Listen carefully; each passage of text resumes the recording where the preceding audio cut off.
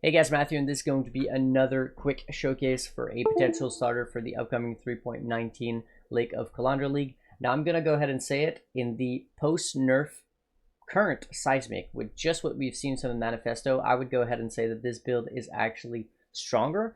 However, of course, if they nerf any of the interactions in this build, that could potentially not be the case. But the way that it currently is in a day 1, day 2 scenario, this would actually beat out Seismic in terms of dealing DPS and in terms of tankiness as well. So it's very, very promising for a league starter. I hope that there's nothing that gets nerfed too bad in the interactions that I'm taking advantage of. Anyways, as always, I'll just do a quick showcase. We're gonna do a minnow here, just to see what it can do. It's not a full build guide, nothing like that. There's going to be a POB down in the description and the comment section, but that's about it. I'm not going to be, explaining or going through most of the build, as I will be doing that in an actual proper video. This is just like a bit of a teaser, so you can see basically what the build actually functions like, in terms of mapping and of course in terms of the single target damage that it actually offers. So it's a minor once more. However, there's a bit of a twist to it. It's utilizing Inquisitor instead, which is a very solid ascendancy for minor in the current state of the game. Sabo unfortunately doesn't offer that much. We are using Eye of Winter, which is one of my favorite skill. It basically reminds me of my league starter from a few leagues ago, which was Eye of Winter Deadeye minor, or not Deadeye, sorry, Saboteur minor, and it was a very, very solid league starter. I was able to do the Feared on it, very comfortably, even with like day 3 gear. This is basically the same thing, except I think it actually deals more damage and it's more tanky. And it's also got higher quality of life because you basically never have to worry about mana cost to anything, because we're taking advantage of Mind Over Matter paired with Eldritch Battery, which is a really, really nice quality of life, because you basically never have to stop throwing mines ever, and you basically never run out of mana to flame dash or utilize any of your actual skills, which is really nice. And as you can see, the map clear is very, very solid. Now in terms of single target, we're basically going to walk up to the boss. We're going to wait for him to burrow as always. Then we're going to use our Arcanist brand, our Divine Blessing setup, which is for inspiration paired with hatred.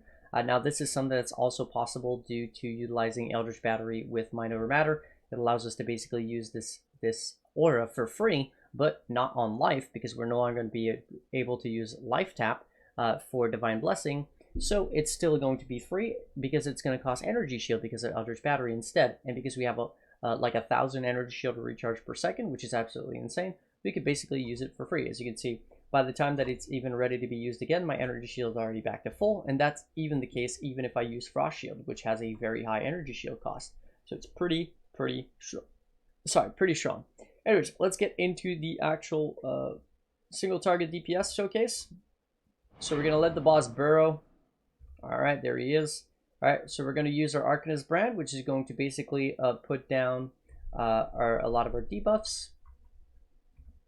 Ah, damn it. Well, I guess I'm just gonna tank the slime so I can actually do DPS. Fuck it.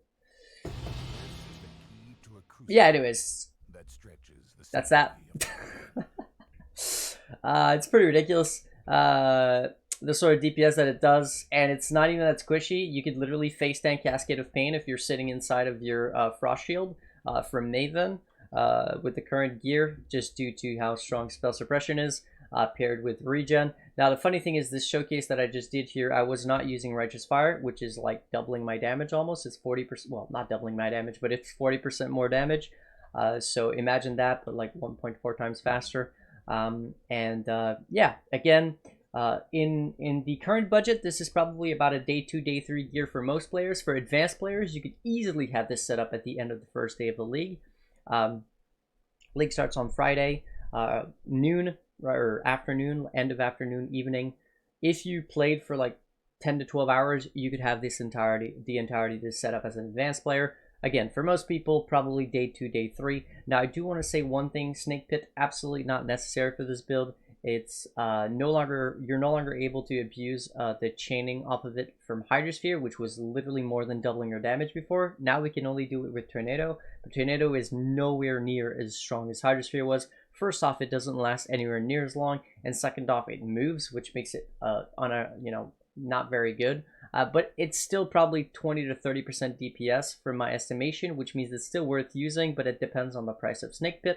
Now, there are other options, such as using Gloomfang as an amulet instead, which is a viable option, especially early on, or you could even just use Chain in your actual links. Now, what I'm using is a level 2 Awaken added Cold, which would be equivalent to basically a level 21 added Cold instead of an Awakened version. It's really not that much stronger.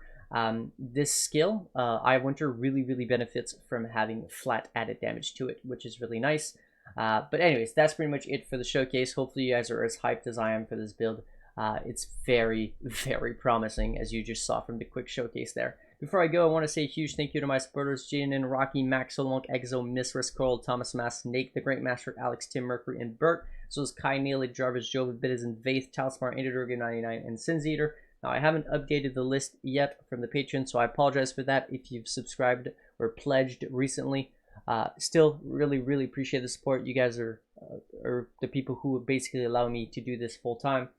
So hopefully you guys appreciate or enjoyed this video, and I'll catch you guys in the next one. Peace.